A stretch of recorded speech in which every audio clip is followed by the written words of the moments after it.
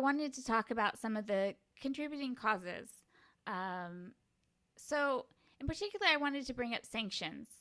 In your chapter on Syria and in some of your recent talks, you mentioned the complexity of the issue.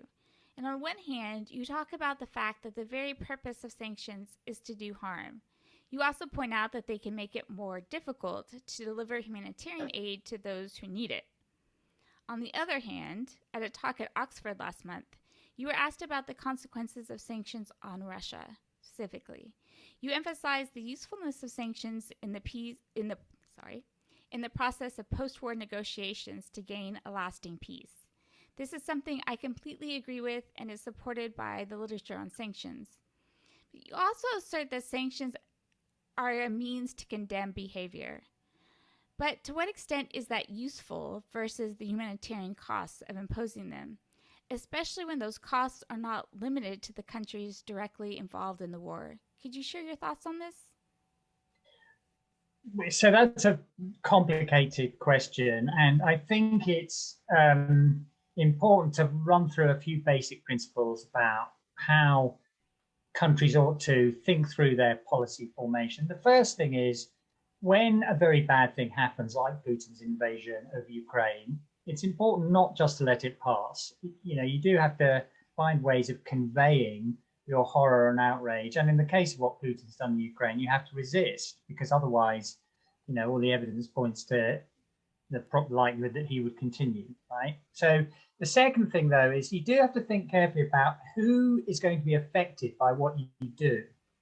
So I don't actually have many criticisms of the regime that's been put in place to deal with what Putin has done, particularly now that the countries that have put the sanctions in place are doing a lot to make sure that the countries worst affected by the food crisis are able to find their way through. The US government in particular, and the Congress, has done a lot to try to free up the global food situation to enable the world to extract the 20 million tons of grain that are stuck in Ukraine silos, and to make everybody understand that Putin has taken his own measures to prevent the export of fertilizers, which is reducing agricultural productivity. So he's done some things, not just indirectly, but directly, to make the global food situation worse. And he seems to be resisting